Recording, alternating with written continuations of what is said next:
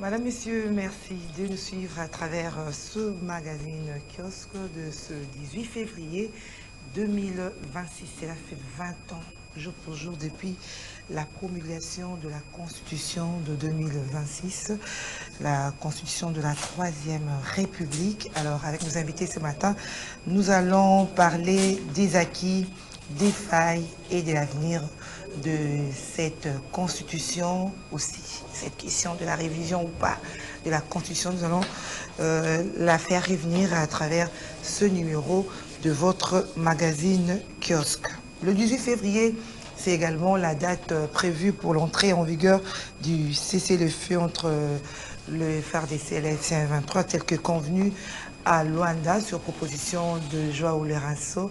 C'était lors de la rencontre avec le président de la République, Félix Antoine Tshisekedi, le président médiateur de l'Union africaine, le président du Togo et le président angolais. Est-ce que cessez-le-feu sera mise en œuvre, sera d'application aujourd'hui? C'est la grande question ce matin face aux réserves affichées par la CM23 qui s'en tient au processus de Doha. Nous allons parler avec nos invités.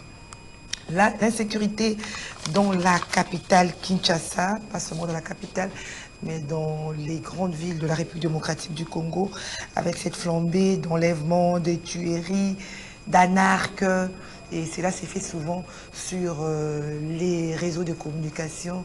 Alors que font ces sociétés de communication qui, pour la plupart, enregistrent les numéros dès l'acquisition de la carte SIM?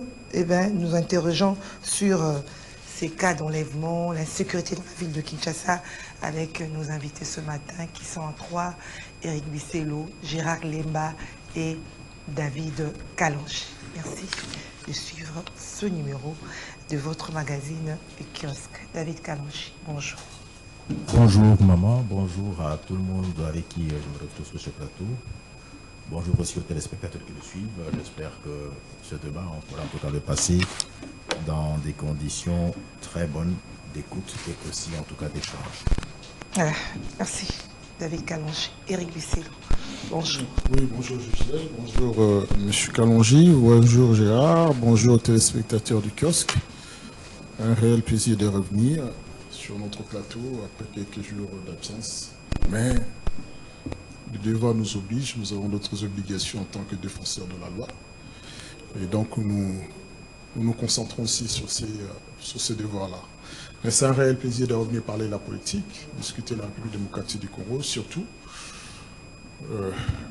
d'essayer de donner de la lueur d'espoir à nos compatriotes pour dire que le Congo n'est pas encore mort, il faut continuer à se battre malgré l'état inquisitorial dans lequel nous nous trouvons, malgré les défaillances et les ratés. Nous allons continuer à nous battre pour que la République démocratique du Congo soit beau et grand demain. Merci maître, qui vient aujourd'hui mercredi. Alors, oui, effectivement, nous sommes habitués les lundis, oui. Mais il arrive aussi que quand on a une trop bonne nouvelle un lundi, on doit d'abord, en tant que parents, se consacrer d'abord aux enfants. Et c'est un rendez-vous manqué, mais nous allons, dès la semaine prochaine, reprendre nos bonnes habitudes avec les téléspectateurs. Voilà, merci d'être là. Gérard Lemba, bonjour. Bonjour Madame Gisèle, bonjour à Bissello Maître, bonjour à David Kalonji, avec qui nous allons partager ce plateau, à tous nos téléspectateurs, à toute l'équipe de CCTV, à ceux de Ralik qui nous suivent par la voie des ondes.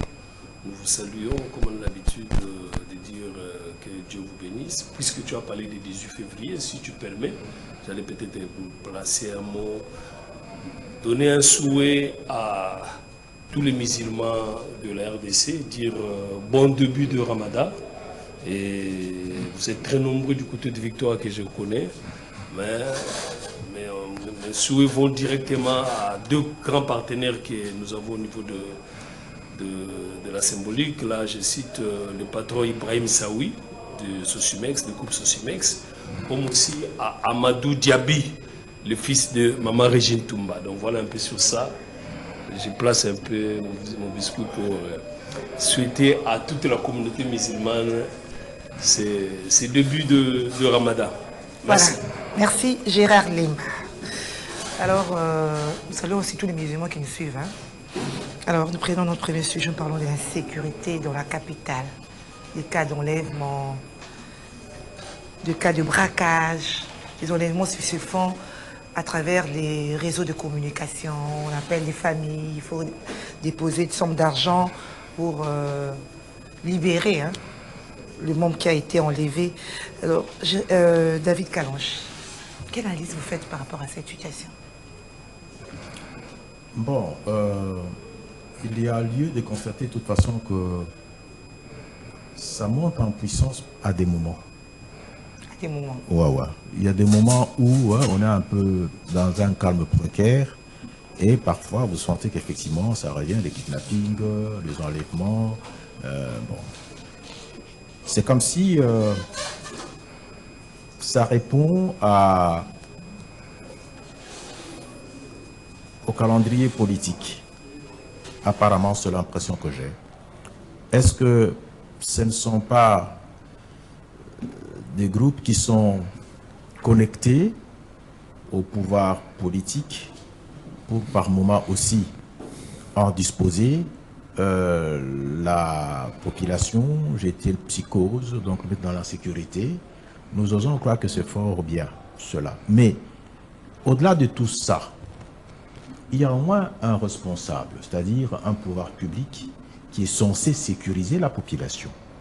Et si aujourd'hui, il y a cette montée en puissance d'insécurité et que, bon, le responsable numéro 1 n'est pas en mesure de pouvoir, en tout cas, sécuriser la population, c'est que c'est une défaillance.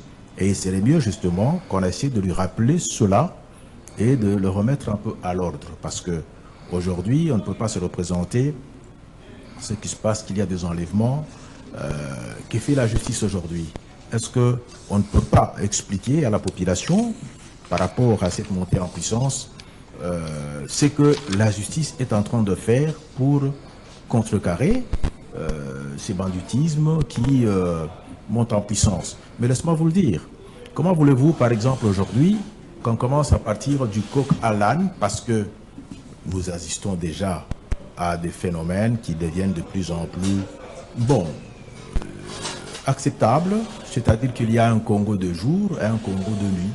Il y a les phénomènes Corona, par exemple, qui règnent et qui opèrent toute la nuit, par exemple.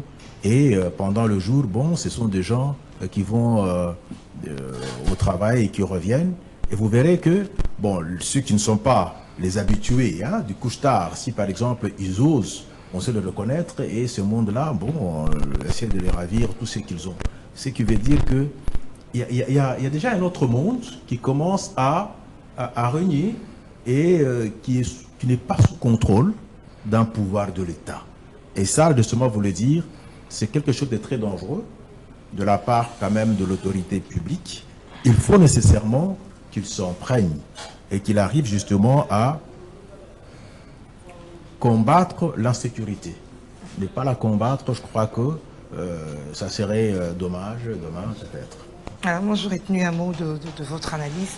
Vous dites que ça surgit à un moment. Oui, ça ressurgit. C'est à se représenter. Ces moments, c'est quel moment présentement? Assez souvent, c'est quand par exemple vous sentez que l'opposition est en mal. Prenons le cas par exemple, bon, par rapport au discours. Aujourd'hui, bon, l'opposition n'a plus de discours. C'est bien vidé.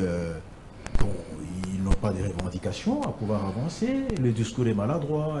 Ils sont à côté. Bon, on sent ça crée de l'insécurité. Non, mais apparemment, c'est comme si... Ça mobilise ces bandits, Bon, est-ce que tu ne le trouves pas dans tout ça aussi? Parce que... Qui, l'opposition? Bon, vous parlez de l'opposition, mais je ne la vois pas tout de suite, personnellement.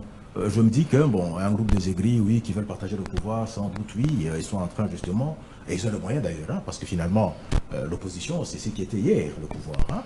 Aujourd'hui... Moyen de créer cette insécurité, ils le créent, ils le relancent un tout petit peu.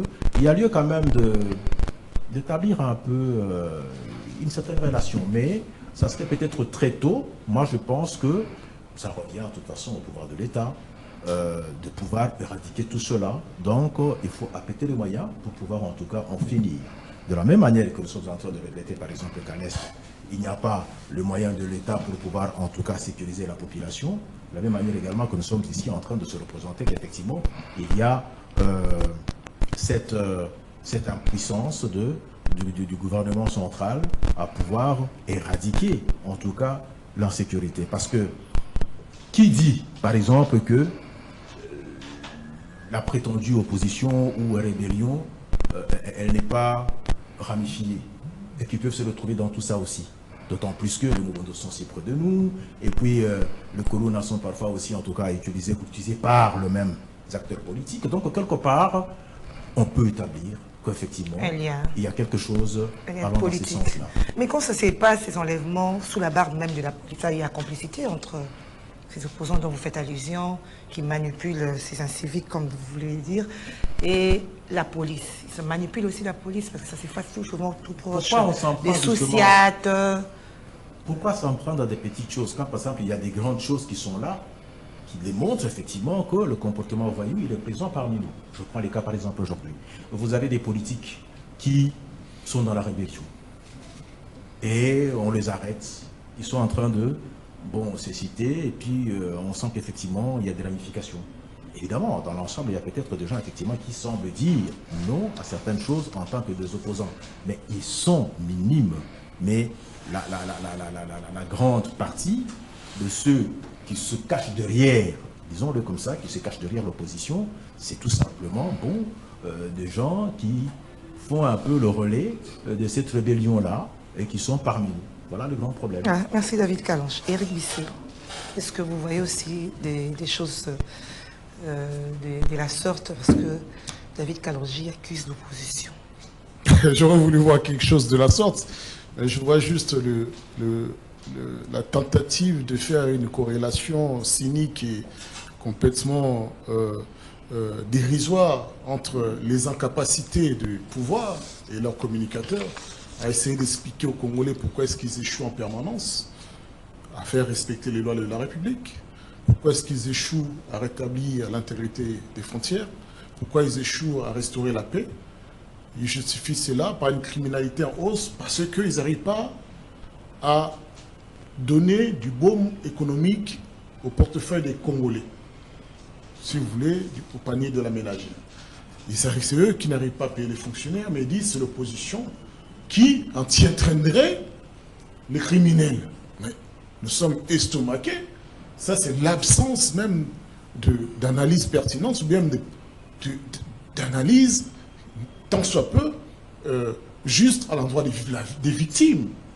Je rappelle juste qu'il y a quelques jours, Martin Fayulu, qui est un opposant, Prince Péméné, qui est un opposant, sont partis faire un exercice démocratique. Un jour important, où les chrétiens ont appelé la communauté nationale à dire « Lèvons-nous pour que nous ayons le droit de marcher vers la démocratie » il y a plus d'une vingtaine d'années. Un jour de commémoration. Mais tiens donc, qui a mis les Koulouna dans la rue avec des machettes? Qui a mis les criminels dans la rue? UDPS? UDPS du pouvoir? Je vous donne un autre cas. Il y a ici à Pakadjouma-Kawele que l'État, gouvernorat de la ville-province de Kinshasa, a décidé d'évacuer ses habitations, ses ghettos. Savez-vous qu'il y a 2 jours, il y a eu des échanges de feux nourris entre l'armée de la République démocratique du Congo, qui est arrivée pour instaurer la sécurité, et également les habitants qui étaient là-bas. Qui étaient ces habitants? Armés. Ben, c'est des gens formés par vous, par ceux qui sont au pouvoir, comme des militaires, qui ont déserté, qui sont partis vivre là-bas, qui ont tiré sur des militaires en fonction, et il y a eu des morts. Qu'est-ce que l'opposition a à voir? Mais c'est pathologique. C'est pathologique. Et qu'est-ce que c'est qu'une opposition? Ils disent que l'opposition n'a plus de discours. Mais tout Congolais est un opposant aujourd'hui, puisque tout Congolais réclame à ce que vous lui rendiez justice. Vous respectez ses droits constitutionnels. Vous payez ce salaire qui est un droit. Vous lui garantissiez la sécurité. Tout Congolais est un opposant du régime. Et vous, vous dites non. Dans ce genre de circonstances, il faut que nous lâchions nos chiens qu'on tient à l'aise. nous lâchions des Koulouna à machette, membres du Force de Progrès, que nous envoyions des services de renseignement pour les interpréter, pour les arrêter, ceux opposants qui ne font qu'exercer un droit constitutionnel. Cher ami, soyons quand même sérieux. Soyons quand même sérieux. Éric Busset. Mais mettons une analyse objective. Oui. Avant de poursuivre, n'a-t-il pas aussi raison à vous entendre parler, si j'essaie un peu de faire une comparaison avec aujourd'hui, l'opposition, comme dit David Kalonji, crée l'insécurité pour démontrer à la face du monde que le pouvoir a échoué. Par quel moyen? Qui nous donne un exemple? Ça, moi, je vous donne l'exemple du pouvoir qui crée de l'insécurité aux dépens des Congolais et des Kinois particulièrement. Mais je constate une chose quand même, hein, que c'est vrai, l'impuissance ou encore la responsabilité de l'État en matière, par exemple, de salaire qui est en droit et qu'il n'arrive plus normalement auprès des citoyens. Ces citoyens-là sont vraiment chez eux et ils revendiquent. Ce sont des citoyens tout à fait responsables et qui revendiquent auprès de leur pouvoir. Mais est-ce que vraiment c'est bon, une opposition dans ceux qui font la rébellion, qui font le Koulouna, qui font l'insécurité? Non. Il faut faire la part des choses, maître. Moi, je pense qu'il ne faut pas mélanger les choses, d'autant plus qu'aujourd'hui... Moi, je ne vous ai pas donné mon temps de parole. Je vous ai laissé lui qui a la parole. Mais vous vous perdez de nouveau. C'est vous qui avez fait la corrélation frauduleuse entre une opposition politique et l'insécurité. C'est vous, c'est pas moi. Mais je vous ai donné des éléments du pouvoir qui créent de l'insécurité. Donc, c'est vos éléments, vous, le pouvoir. Vous, donnez-moi les éléments de l'opposition qui créent de l'insécurité. Merci. C'est là que nous allons rentrer dans le fond du débat. Okay, et ne venez pas me parler de quelques éléments qu'on aurait chapeauté une espèce de liaison avec Nanga, parce que là-bas, vous retrouvez également les gens de l'UDPS comme de PPRD, comme enfin des Congolais de manière globale. Et ces Congolais-là, ils se réclament, ils s'affichent au grand jour qu'ils ont rejoint Nanga. Mais cela dit, il ne faut pas habiller l'opposition de vos incertitudes, de votre incompétence, ou bien de vos propres méfaits. Maintenant, ayons un peu de l'humanisme, parce que c'est ça qui manque à nos amis qui sont au pouvoir, de respect et de l'humanisme. Aujourd'hui, les Congolais, hommes comme femmes, qui se lèvent un dimanche pour aller à l'église et kidnappés, on demande une rançon. Aujourd'hui, la Congolaise part à l'école, elle se fait enlever. Mais où sont ces services de renseignement que vous laissez aller traquer l'opposition qui ne fait que s'exprimer? Pourquoi vous ne les jetez pas parmi la population pour protéger les innocents? Et lorsqu'il y a des demandes de rançon, pourquoi vous ne faites pas le nécessaire? Parce que je considère que vous ne faites pas le nécessaire pour interpeller les éléments, ces éléments perturbateurs et ces criminels. Parce que nous savons la plupart du temps, d'ailleurs quand vous allez les arrêter, vous comprendrez bizarrement que parmi ces éléments criminels, il y en a certainement que vous avez déjà arrêtés, mais que vous avez relâchés. Je suis sûr et certain, il y en a même qui font encore partie des forces de l'ordre, comme d'habitude. Gardez vos incohérences et vos mépris du droit constitutionnel des Congolais à s'exprimer contre un pouvoir politique qui se veut dictatorial, qui se veut incertaine, qui se veut tâtonnante. Mais ce pouvoir politique, c'est devenu un fardeau pour les Congolais. C'est devenu un fardeau pour la paix. C'est devenu un fardeau pour la stabilité. Et c'est devenu aujourd'hui un moyen de balkanisation du pays. Et là, nous n'allons pas nous tenir silencieux et vous regarder faire. Non, les Congolais sont en train de souffrir parce que ceux qui sont au pouvoir sont incapables de garantir la sécurité. Merci beaucoup. Vous avez parlé tout à l'heure des entreprises de communication. Oui, j'allais justement faire intervenir par rapport à ça. Ouais. Lorsqu'il y a moyen de communication, on demande à la famille des rançons. Moi, je n'entends pas des réquisitions de la part du ministère public, ou bien je n'entends même pas d'instructions ouvertes pour dire que nous avons traqué ces gens, nous les avons attrapés. Il y a plusieurs moyens de les localiser. Mais ces moyens-là, on préfère les mettre à l'endroit de ceux qui critiquent. À travers les appels, lorsqu'il demande de rançon. Appels, messages, oui, à travers, avant, pendant, après. Est-ce que les sociétés de communication peuvent dénoncer ou soit ils doivent attendre? Les sociétés de communication n'ont qu'un seul rôle que de faire véhiculer les messages. Ils ne rentrent pas dans le fond de chaque numéro. Il appartient à l'autorité judiciaire, lorsqu'il est question d'instruire, avec les éléments qu'il a, de demander effectivement par une réquisition, les éléments particuliers d'un numéro de téléphone. les lieux de localisation, les modes de communication, les messages notamment, les vocaux qu'il y a dedans. Et à partir de là, si on a une police, moi je crois qu'on a une force de sécurité sérieuse, on a des services de renseignement, on a des services spéciaux, on a des policiers, quand ils ont les moyens, sont sérieux. Et ils arrêtent effectivement les criminels. Mais sauf qu'après, on sait très bien que le pouvoir politique fait tout pour les relâcher. Moi, je crois que c'est le pouvoir politique Donc, sans qui n'a pas d'éléments, qui n'a pas d'arguments pour nous faire espérer un lendemain meilleur, laisse ces forces du progrès, laisse ces criminels dans les rues pour nous faire perdre l'essentiel. C'est-à-dire qu'ils sont en train d'échouer. Merci. Donc, sans demande du procureur, les sociétés de communication ne peuvent pas agir. Ils vont agir en tant que qui? Merci. Alors, Gérard Lemba, votre analyse par rapport à cette question d'insécurité, enlèvement? Oui, merci madame. Vous avez parlé de... Je crois, vous venez de me dire que vous-même vous étiez aussi victime par rapport à cette arnaque qui est une escroquerie par téléphone.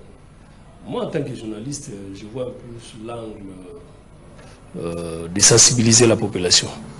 Je pense que chacun de nous a sa petite portion de parcelle où il peut peut-être jouer son rôle, bien jouer ce rôle-là, ne serait-ce que pour être utile à la société.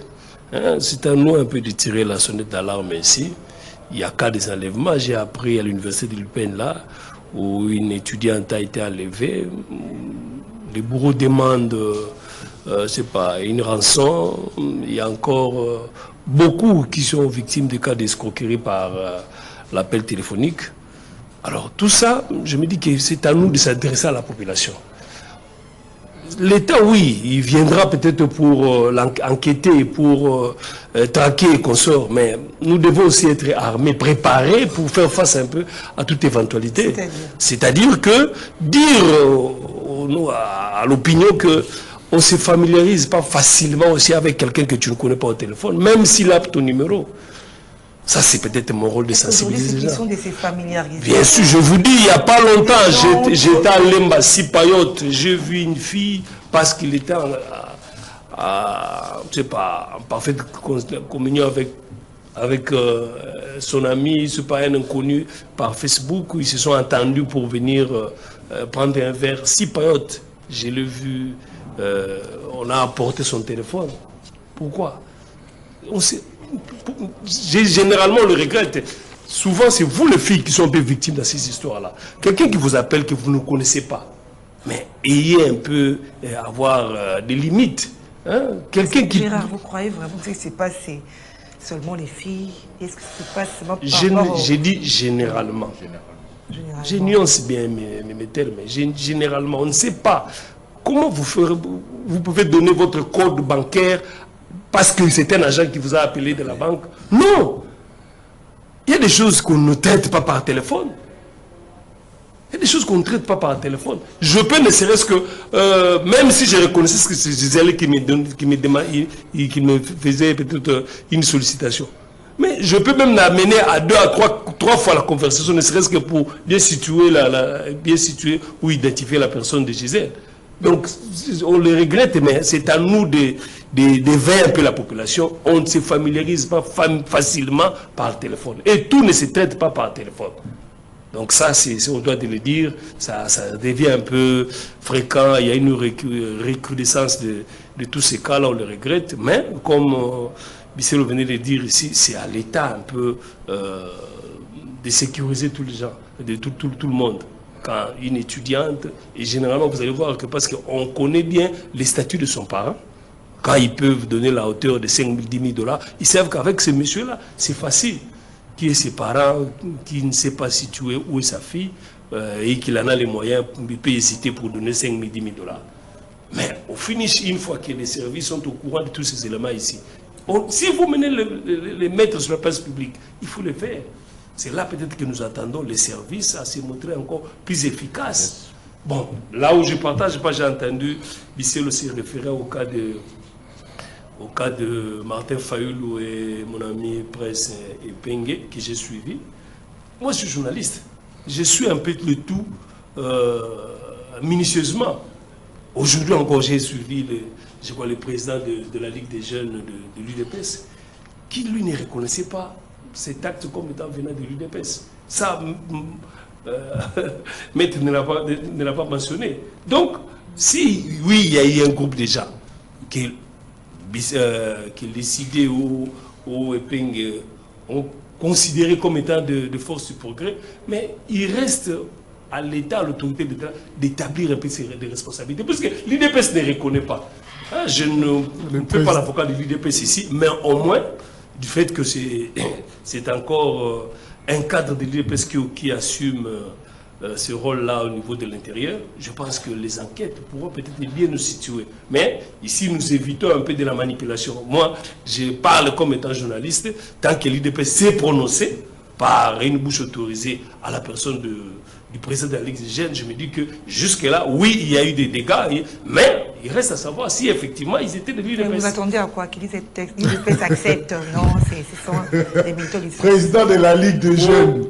Ce n'est pas président de ça ou pas, mais progrès. est-ce que, s'il vous plaît, Gérard attendait, est-ce que le président de l'UDPS accepte? Voilà, ce sont nos militants. Ça. Ce n'est pas que je ne dis pas que c'est vrai, non. Mais... Je donne la version à ma possession. Ah, okay. Quand vous dites que c'est la force du progrès, est-ce que Maître Dissolo peut nous prouver que c'était la force du progrès? Ah non, personne ne peut prouver. Vous comprenez? Dans les deux comme donc c'est plus facile. Personne ne peut prouver. Maître, je m'excuse, j'ai la parole. Quand vous posez la question. Maître, attendez. Hein? Si je ne sais pas prouver, ou je ne sais pas dire qu'un cadre de l'UDPS, à l'occurrence le président de la Ligue des jeunes, ne pouvait que défendre son parti, mais il y a Jacquemin Chabani qui est à la tête de l'intérieur, qui a tous les moyens de l'État. De l'UDPS. De l'UDPS, j'ai bien mentionné. Oui. Mais ne venez pas manipuler l'opinion au nom de l'opposition pour dire que ceux qui ont fait ça, c'est de l'UDPS. Non, merci. Ça c'est une accusation gratuite. Non, c'est pas une accusation gratuite. Le 18 février. Non, c'est pas une accusation gratuite. Non, c'est pas parce que c'est un journaliste. Il faut aller à fond de l'investigation. Vous remettez en question les paroles des victimes qui étaient sur place, qui ont échangé des propos avec un groupe de personnes que personne n'a payé, mais qui avaient des machettes qui sont venus s'attaquer à une opposition dans une république. Je peux répondre? Non, mais c'est ça votre logique. Je peux répondre, mais vous êtes là pour défendre l'UDPS. C'est avant que tu poses la question. Mais la question va venir arriver. Dans toute la ville. Non, je vais arriver à terme. Vous voulez défendre l'UDPS, c'est votre droit. Je ne veux pas défendre l'UDPS. Je fais la part de choses. J'ai fait la part de choses. Parce que le président de la Ligue nationale des jeunes, pour nous, vous prenez qu'un outil. Vous prenez le progrès est un outil. Donc nous savons que ce parti de la manipulation. Non, quelle manipulation? Pourquoi vous remettez en question les paroles des victimes qui étaient sur place? Je ne parle pas des victimes. J'ai suivi et peigné. Je vous pose la question. Pourquoi vous remettez en question les paroles de ceux qui... Est-ce que je peux vous répondre? Donc je retiens, s'il vous plaît, Dans toutes les avenues aujourd'hui, nous décrions, nous regrettons ce phénomène de Koulouna. Non, laisse-moi parler. Non, laisse-moi la question. Laisse-moi parler. Les Koulouna qui font des dégâts dans mon quartier là à Lipen, on le regrette, un quartier résidentiel qui est aujourd'hui aussi victime. C'est bien. Pourquoi? Non, mais tu as posé une bonne question. S'il vous plaît, Gérard, des arguments personnels. Gérard, Éric Bisselo, Gérard, s'il vous plaît. Même s'il peut être chose avec effigie de l'UDPS, et tu es sûr qu'il est vraiment payé l'UDPS? Je vous pose la question à vous. S'il vous plaît. C'est ça mon point. Vous me mettez en question. Je vous retire la parole. En vertu de quoi? Éric Bisselo, Gérard Lemba, s'il vous plaît. S'il vous plaît. Maître Éric, s'il vous plaît. Alors, nous prenons le deuxième sujet. C'est l'entrée en vigueur du cessez-le-feu entre les FARDC et l'FC-23, tel que proposé à Luanda par João Lourenço. Le gouvernement de la RDC avait validé des jours après, juste. Il a validé, mais l'FC-23 avait mis de réserve. Il dit n'avoir pas été sollicité pour cette initiative et qu'il s'en tient au processus de Doha. Et c'est aujourd'hui même, le 18 février, que c'est le feu devait entrer en vigueur.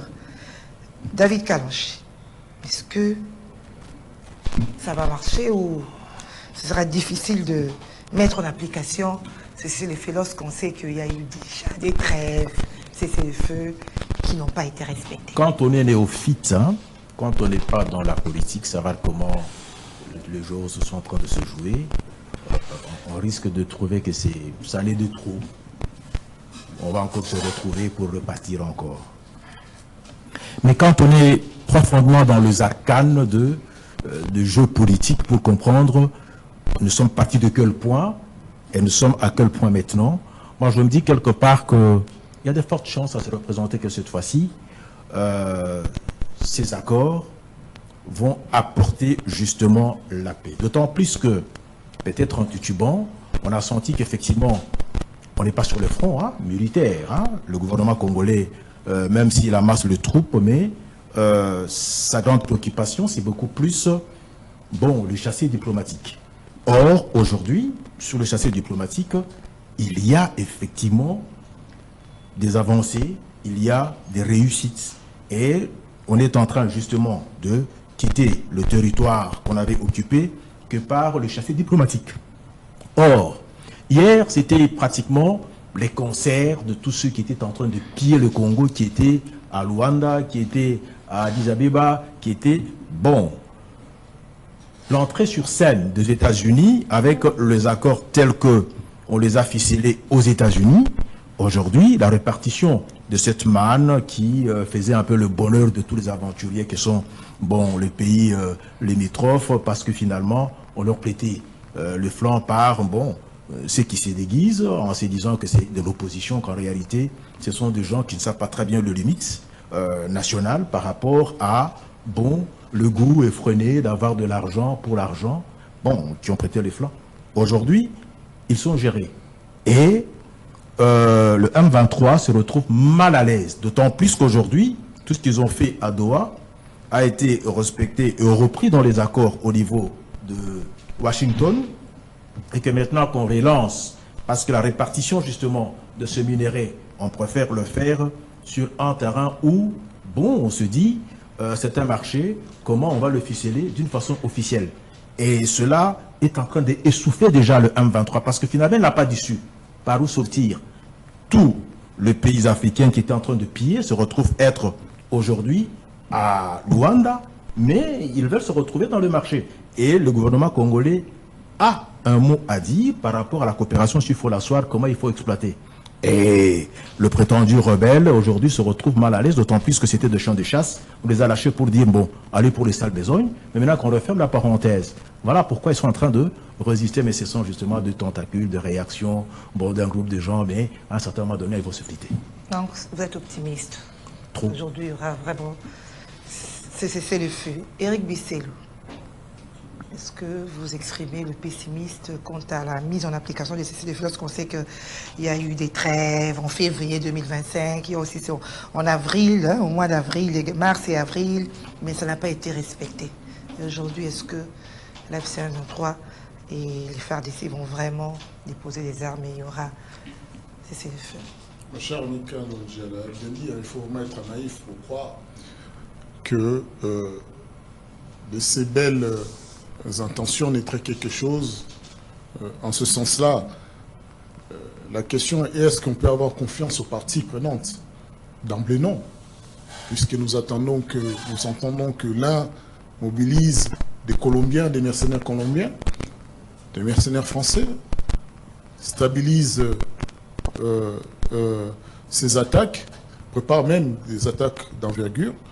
On entend les autres dire, nous allons avancer coûte que coûte. Donc, des paroles belliqueuses, des intentions manifestement de guerroyer.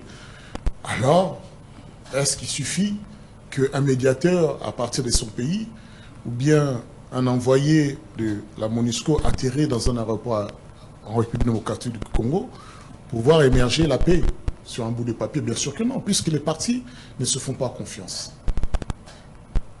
La base des accords, c'est avant tout la confiance. Lorsque vous ne vous faites pas confiance, et c'est vrai, à bon escient qu'ils ne se font pas confiance, parce que à plusieurs reprises, ils se sont remis en question. À plusieurs reprises, ils ont rompu les pactes engagés. Là, ils se sont retrouvés à Doha combien de fois? Il y a eu même un temps que Kinshasa ne voulait plus partir à Doha parce qu'il croyait avoir trouvé la solution avec Washington. Mais finalement,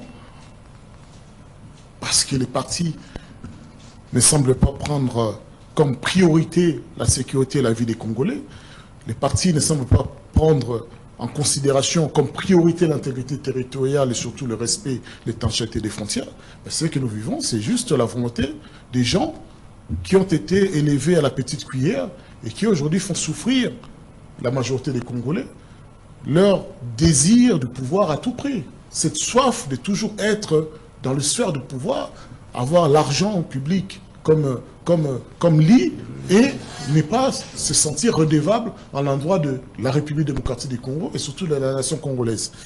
Cette absence de redevabilité qui nous amènerait bien sûr vers l'impunité. C'est la voie du soi, parce que les deux parties chercheraient l'impunité. Il ne faut pas croire que l'un parle de justice, que c'est justice, il veut que ça lui soit appliqué. L'impunité des partis, c'est ça qui les intéresse. Le confort dans cette situation, ils se retrouvent tous les deux, toutes les deux parties sont confortablement assis à cet instant, puisque l'un continue à diriger l'argent public, à le gérer comme il veut, sans pouvoir rendre des comptes, parce que nous sommes dans un état de guerre. Et de l'autre côté, il y a ceux qui utilisent, l'exploitent, la richesse de la République démocratique du Congo, les vendent au plus offrant, ou bien les maltraitent à qui ils veulent, mais une finalité, l'argent va dans leur poche. Moi, je crois avoir une inquiétude du Fonds monétaire international qui rappelle que le budget de la République démocratique du Congo vire d'ici 2026 au rouge, pour de simples raisons que la masse salariale représente aujourd'hui un problème dans cette enveloppe où on nous parle un tel milliard, mais on en fait quoi? Cette paix ne viendra que si il y a une contrainte véritable ou bien l'une des deux parties s'est trouvée en capacité de faire un pas de plus et même de se sentir en insécurité. Et c'est là qu'il remettra en question sa position. Se sentir en insécurité, comment? Se sentir en sécurité, c'est aujourd'hui si on sentait que Kinshasa allait tomber, ou bien on sentait que Bunagana, puisque Bunagana était le prémisse, la première ville, est en train d'être récupérée par Kinshasa. De l'un ou l'autre côté, là on sentirait une volonté d'aller vers une paix, parce que là, ils se sentiraient eux-mêmes en insécurité. Bon, sur autant que ce n'est pas eux qui sont en insécurité, mais c'est nous. C'est la jeunesse congolaise.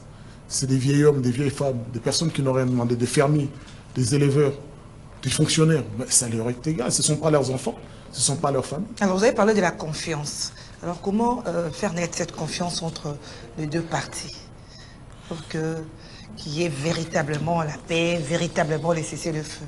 Il y a eu des mesures, lorsqu'il y a eu des pourparlers à Doha, des mesures de démonstration de cette confiance. Nous laissons vos prisonniers, vous laissez les nôtres. Les partis ont accepté. C'est eux-mêmes qui ont défini ce qui était de l'ordre de se faire mutuellement confiance, faisant ces deux premiers protocoles. Ils ne les ont pas respectés. Donc du coup, aussi longtemps qu'ils auront la malice ou bien la mauvaise foi de ne pas respecter leurs propres engagements, on ne peut pas leur faire confiance. Ça, c'est objectif.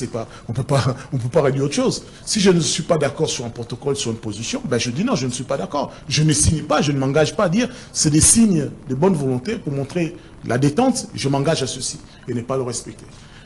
J'aime au moins, ça, ils pourront lire ce qu'ils veulent, la position du Rwanda. Parce qu'elle est claire. Elle nous montre qu'elle n'a rien à faire de notre sécurité. Elle nous montre qu'elle n'a rien à faire de notre intégrité territoriale. Elle nous montre que ce qui compte pour eux, c'est d'abord la République du Rwanda, au dépens de la République démocratique du Congo. Quand est-ce que nous aurons cette audace-là de dire ce qui compte, c'est la République démocratique du Congo? C'est les Congolais au dépens des autres pays, au dépens des autres nations, au dépens des autres populations. Quand nous aurons cette audace-là, quand nous aurons ce choix-là, là, nous pourrons parler. Mais la vérité, c'est qu'à cet instant, nous sommes les enfants pauvres, des incompétents et des incapables, ou bien peut-être aussi des apatrides ou des questions des gens qui n'ont aucune considération pour la patrie et pour la nation congolaise. Voilà, merci Eric Bisselu. Gérard Lemba. Pessimiste aussi, ou soit vous voyez que cette fois-ci, comme a dit David Kalonji, le Rwanda est affaibli, l'agresseur est affaibli? Bon, madame, c'est un peu regrettable. J'écoute Maître Bisselu prendre position du Rwanda et dire que, je m'excuse, tu l'as dit, il l'a dit ouvertement, il y a le public qui nous suit. Ouais, j'ai dit quoi?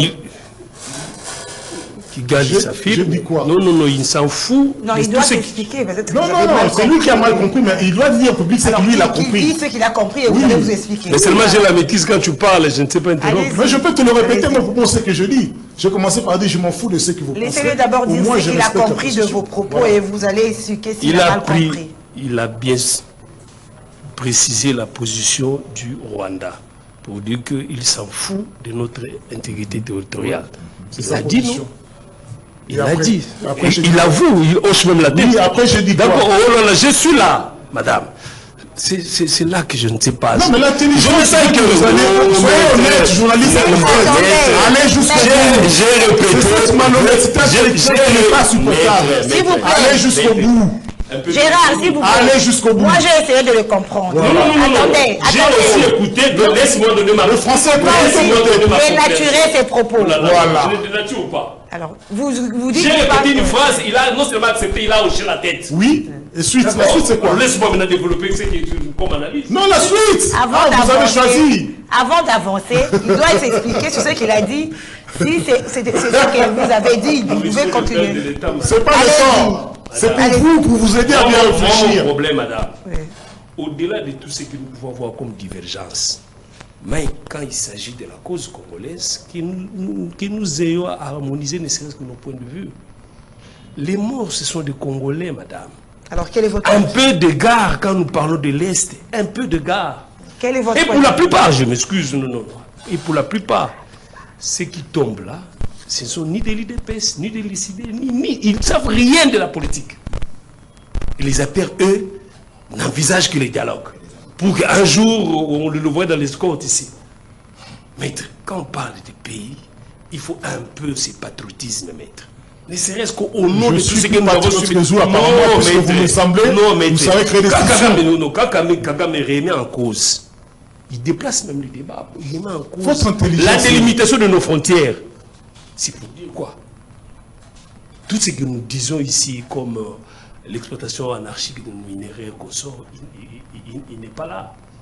Il remet en cause la délimitation. Ce n'est pas depuis 1880, la conférence de Berlin. Donc tout ce que nous avons eu à enregistrer, à encaisser comme perte en vie humaine, ça ne lui dit rien. Ça ne lui dit rien. Moi, je suis journaliste, madame.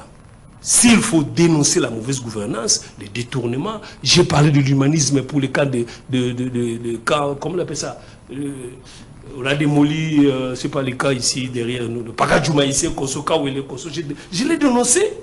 Mais quand il s'agit de l'Est, ne vont pas Félix, vont le Congo, vont l'avenir. Alors, le cessez-le-feu. Ne venons pas étaler nos objectifs ici politiques, parce que... Il faut le gars comprendre. Non. Il faut le gars comprendre. Madame, il peut s'expliquer alors. Non, mon problème, je ne veux pas qu'il m'explique. J'ai pris ces mots. J'ai pris ces mots.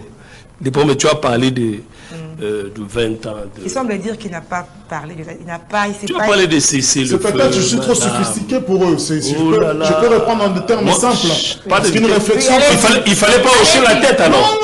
Il faut pas hocher la tête. Je hoche la tête parce que ce sont mes termes simples. Ce sont mes mots. Vous voulez dire quoi? Je vais les aider. En une phrase. Le jour où nous aurons, nous, l'audace, nous Congolais, l'audace de nous aimer, de protéger notre nation, notre population, comme le Rwanda le fait, on nous craindra. C'est ça l'analyse. C'est-à-dire, il frappe, on frappe. C'est ce que vous voulez dire? Mais au-delà même, ayons cette volonté de dire que nous aussi, nous avons des territoires, puisqu'ils le disent, non? Est-ce que l'accord de Washington, est-ce que le Rwanda l'a dit, il va retirer ses militaires? Non, vous les avez acquiescés, vous les communicateurs du pouvoir. Vous voulez nous faire digérer que l'armée militaire rwandaise doit rester ici. C'est vous qui le dites et qui le supportez. Merci, nous, en tant que patron, nous disons qu'il n'a pas sa raison d'être. Merci. Alors, s'il vous plaît, ne soyez pas communicateur par sentiment. Ne soyez pas communicateur par sentiment. Et si vous voulez parler de mes analyses, allez jusqu'au fond, ne venez pas dénaturer ce que je dis. Voilà, merci. L'audace, question dont vous parlez, nous voulons vous voir dénoncer tout ce qui est... Nous ne le ferons pas. Oh là là là. Ça dit que quoi? Là, vous prenez... Parce que vous êtes responsable de cette... Non. Vous savez quoi, madame? C'est le temps de parole de Gérard Lem. Non, mais Il dit, monsieur, qui est chef. Madame, tu Il a compris vos explications. Ne pousse pas ce que je dois Non, faire. mais là, il faut attendre quand je... Mais c'est une faiblesse aussi, vous savez ça. Non, C'est une faiblesse. Non, mais... Cherchez à perturber l'autre colocataire, c'est une faiblesse de votre part. Ceux qui nous suivent, ils peuvent parler. C'est une faiblesse de votre part. C'est une faiblesse, mais je le dis. C'est pas une faiblesse. Tu as parlé, j'ai écouté. Les marqueurs, ceux qui sont limités intellectuellement pour comprendre, je dois à chaque fois les réclamer. Pourquoi vous ne tolérez pas d'écouter les autres? Pourquoi? Gérard, je vous laisse la parole. Vous pensez Alors, maître Eric, Nous connaissons le pouvoir, comment il fonctionne. Moi, je ne laisse pas les qualifier. De même que voilà. nous jugeons. Gérard, je peux prendre la parole, s'il vous plaît. Revenons sur la question de cesser le feu. Est-ce que aujourd'hui, c'est le 18 février, la date proposée par Joël Lorenzo, au regard de quoi? Des cessez-le-feu qui n'ont pas été mis en application, hein? Rêve et construire, est-ce qu'aujourd'hui, on peut croire que ça va réussir cette fois-ci? Répondez à ma question. D'accord. Sous d'autres cieux, madame, on ne juge pas que seulement la majorité, ou on ne juge pas que seulement les pouvoirs. On juge aussi l'opposition. Pendant qu'ils sont encore opposants, on doit les juger. On doit voir des signes crédibles de cette opposition qui cherchent à tout prix à faire l'alternance. C'est ça qui donne la confiance à la population. Mais qu'est-ce que nous avons comme opposition aujourd'hui? Moi, je ne suis pas du pouvoir, mais tu vérifies, je ne suis même pas de l'UDPS. Non, Vous ne répondez pas à ma question. Je ne partage pas quiconque je ne partage pas quiconque prend et fait cause là, vous n'avez pas répondu à ma question. Répondez à la question. Répondez à la question. Nous assistons, comme on dit, c'est pas au propos des enchères, hein. Chacun veut peut-être montrer de quoi il est capable, ne serait-ce que pour avoir un discours lors du dialogue, n'est-ce pas? Bon. La confiance, c'est à nous de la façonner, c'est à nous de la créer. Mais c'est quand même un impératif pour nous tous. La grande question, c'est qu'est-ce que nous avons comme entendement ou approche pour y parvenir. Mais au moins, reconnaissons que il doit y avoir des institutions légitimes qui doivent convoquer ces dialogues, chose que peut-être certains ne supportent pas. Bon, puisque c'est encore un problème, Maître a eu à souligner, c'est pas la mauvaise foi de part et d'autre, mais nous avons une référence. Le Saint-Titi, la communauté internationale s'est imposée pour contraindre à toutes les parties d'accepter ce que nous avons appelé comme 1+4. Ça, c'est une référence de taille. Alors, puisque nous le souhaitons de tous nos voeux, espérons que la même communauté internationale, parce que les gens ne s'acceptent pas. Donc, il faudrait attendre que la communauté internationale s'implique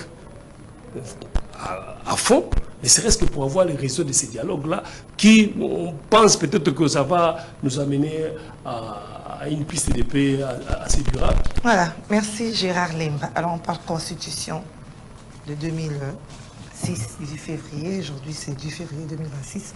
Ça fait 20 ans depuis sa promulgation. Alors, c'était lors de la Troisième République. Alors, nous parlons des acquis, de failles et de l'avenir. Les acquis, parce qu'on sait que les fondements de la Constitution, c'était la paix, la refondation de l'État, la stabilisation des institutions. S'il faut parler acquis, Merci beaucoup. qu'est-ce que vous allez dire, David Kalonji? Merci beaucoup pour la question, mais j'avais aimé peut-être revenir sur un petit aspect avant de passer à cette question-là. Très vite, parce que là... Très vite, alors, parce que le temps hein. court. Bon, j'ai entendu parler ici de termes du genre, par exemple, les gens élevés à la petite cuillère. Hein. Je souhaiterais que ces genres de propos, qu'on le retire un tout petit peu, parce que ça ne fait pas du bien. Bon, à la question de savoir quels sont les bienfaits de cette Constitution, est-ce qu'il faut la maintenir ou ne pas la maintenir? Moi, je constate tout simplement que cette Constitution, sur le plan global, elle ne représente plus le reflet de la population congolaise.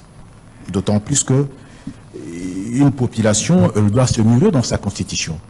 Et aujourd'hui, cette constitution, elle est dépassée par le fait que nous l'avons conçue dans un esprit avec une entente commune avec les pays voisins, mais nous venons de constater aujourd'hui que sur le plan politique, ce dont nous croyons qu'effectivement c'était des pays amis, avec qui on pouvait conjuguer et respecter les valeurs telles que définies par la Charte des Nations Unies et aussi notre institution. Non, ils se servent de ça, mais par contre, ils n'ont envie que non minérés, ils ont commencé à piller, comme le cas par exemple de Rwanda. Donc, pour une raison tout à fait politique, ça c'est un argument de taille pour changer cette constitution. Ça, c'est un des éléments. Un autre, c'est qu'on a pu constater que les élections que nous avions connues tout à l'heure, ces élections avaient une forte coloration provinciale. Mais par conséquent, on a comme pour l'impression que la notion du patriotisme, qui est une notion qui doit en principe être la base elle-même, le fondement même de l'existence même de la nation, cette notion est trop faible dans le peuple congolais. Et par conséquent, il faut une certaine pédagogie pour arriver à installer dans la tête de gens d'abord la culture du patriotisme. Et par conséquent, il est bon justement de changer cette constitution et l'adapter justement à les réalités sociétales qui sont les nôtres aujourd'hui. D'autant plus que si on termine avec le Rwanda, d'ailleurs on est en train de peiner pour terminer avec le Rwanda, qu'en sera-t-il par exemple de la Zambie, même d'ailleurs des pays comme par exemple l'Angola. Mais je vais terminer par un autre aspect qui est très important, c'est celui-ci, parce qu'on semble parler en termes de dire allons droit au dialogue. Nous allons dialoguer avec qui?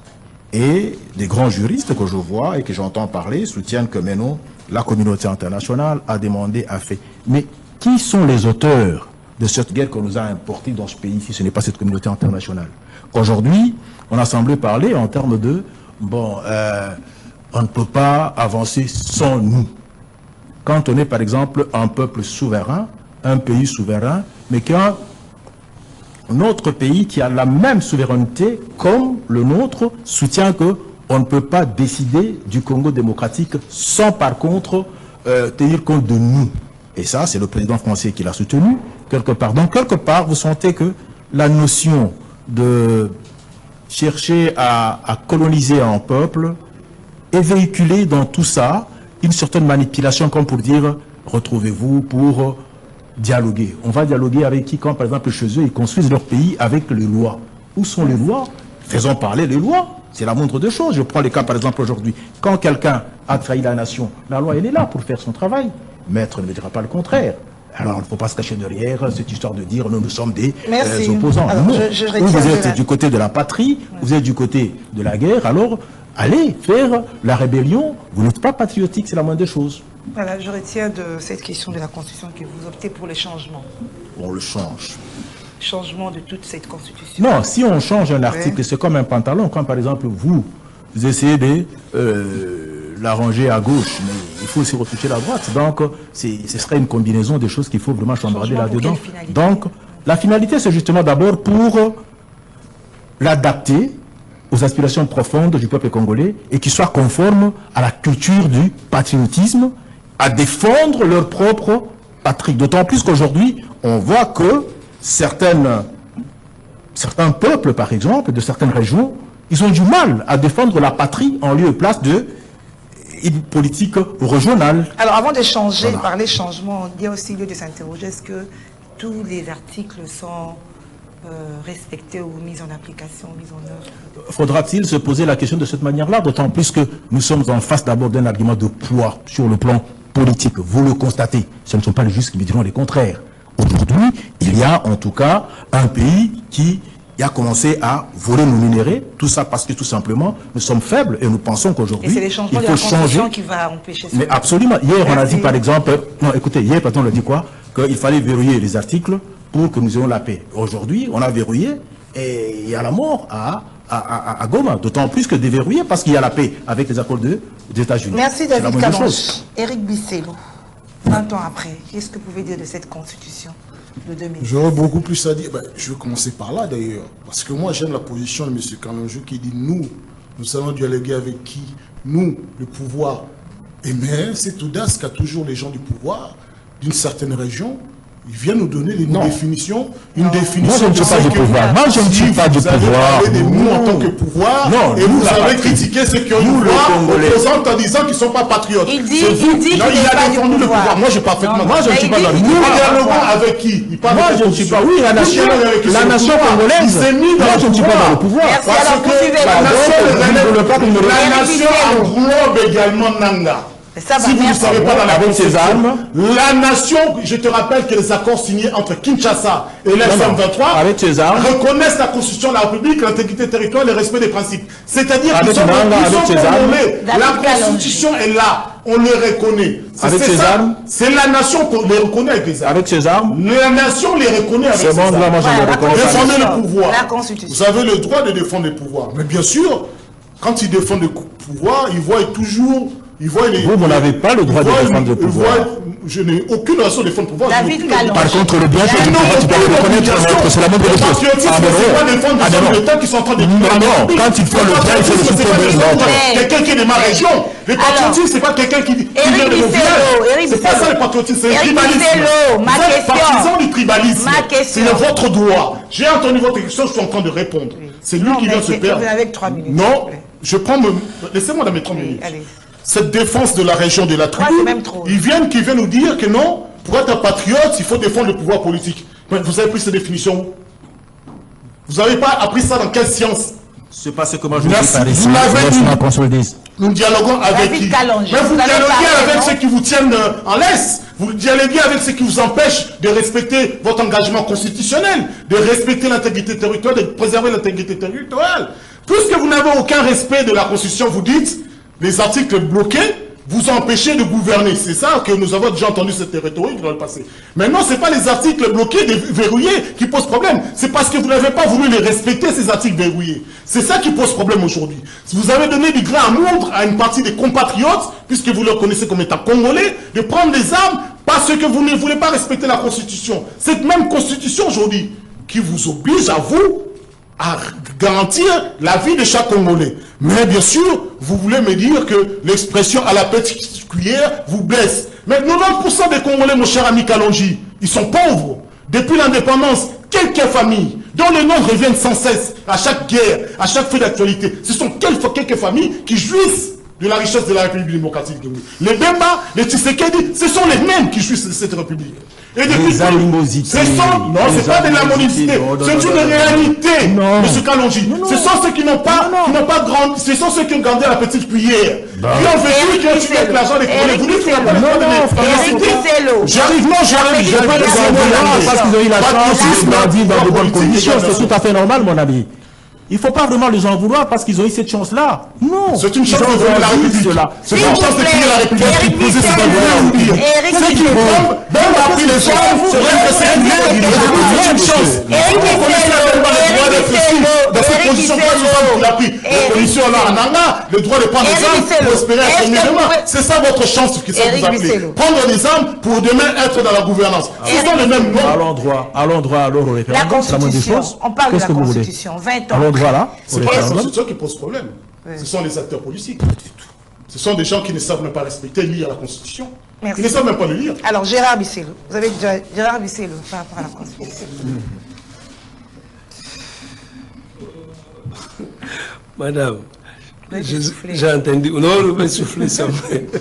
J'ai entendu le nom de Jean-Pierre Bemba ici cité. Ce n'est pas les débats. Non, ce n'est pas les débats, je prends le tour, non? Oui. Madame, souffrez, comment voulez-vous interférer dans tous mes propos? Oh, comment? Quand Jean-Pierre Bemba a commencé sa guerre, j'ai entendu, il a donné ses raisons. Les codes 32. C'est-à-dire que tout ce qui était comme de l'Équateur était victime. Oh là là là, bon, derrière, à 32, c'est pas, il y a un code quoi, il a donné sous avec l'AFDEL ici. Donc c'est pour dire simplement que aujourd'hui nous assistons à des contradictions notoires de Nanga. Il excelle dans ces contradictions. Quand il peut vous dire que tout ce qui se passe à l'Est ici, parce que vous n'êtes pas des Kassaïens, si Tshisekedi avait ses frères ici, il n'allait pas se comporter comme ça. Mais quand il largue les bombes, comment on appelle ça, les drones kamikazes à Bangoka, qui devaient être des victimes, Ce sont des valeurs. Madame, faisons la part des choses. Je ne suis pas du pouvoir, je répète. Quand je vois les gens faire, quand je vois faire les pieds des magasins jusqu'en ville, tout simplement parce qu'il n'y a pas de transport, il n'y a que des embouteillages. Ça, c'est à dénoncer. Et ça, c'est pas soutenir le pouvoir. Détourner, c'est à dénoncer. Tout ce que nous avons comme fléau ici, c'est pas Koulouna avec tant d'autres, le problème de l'électricité, c'est à dénoncer, ça, ce n'est pas soutenir le pouvoir. Mais quand il s'agit de la cause du Congo à l'Est, nous voulons vous écouter avec un langage patriotique. C'est ça le problème que vous avez avec vous. C'est ça votre problème. On ne vous oblige pas à soutenir le pouvoir. Alors, taisez-vous si vous nous obligez. Alors, je vous oblige simplement, j'ai dit simplement que... Mais ne nous en pas aussi. Quand il s'agit de l'Est, les messieurs suivez pas. Vous êtes payé avec l'argent public. Même sur l'Est, ils doivent se retrouver. Nous atterrissons déjà. La Constitution, vous n'avez pas répondu à la question. Nous atterrissons déjà. C'est déjà, on me fait signe. Puisque vous parlez de la Constitution, déjà. il y a lieu de se poser des questions sur oui ou non, cette Constitution a répondu aux aspirations de la population. Il y a lieu de se poser la question. À l'origine, quels étaient les acteurs, quels étaient nos objectifs par rapport à l'origine de la rédaction de cette Constitution.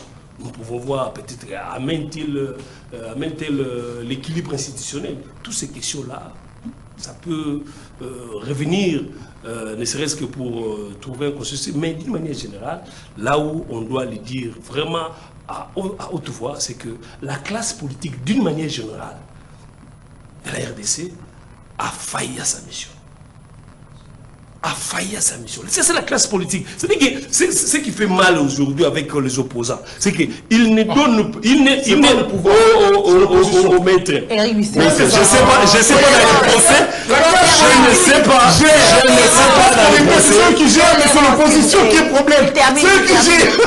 Madame, il ne faut pas le pouvoir. Pendant le procès, qui mangent l'argent, je ne sais pas si pendant le procès, Maître Bissolo se comporte comme ça. Un procès d'information, je ne sais pas. Je me demande que il faut vous recadrer, si pendant que non, je ne sais pas. Je ne me reconnais pas. S'il vous plaît, c'est son temps d'antenne. Allez-y, Gérard, oui. C'est pour dire que la classe politique, d'une manière générale, a failli à ses missions. C'est que nous sommes devenus la risée du monde entier au regard de tout ce que nous avons comme potentialité.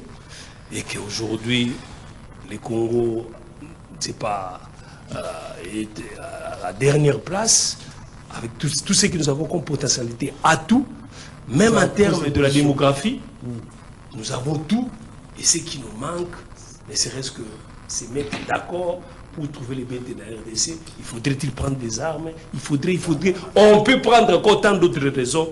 Vraiment, madame, les problèmes, ce n'est pas vraiment la Constitution.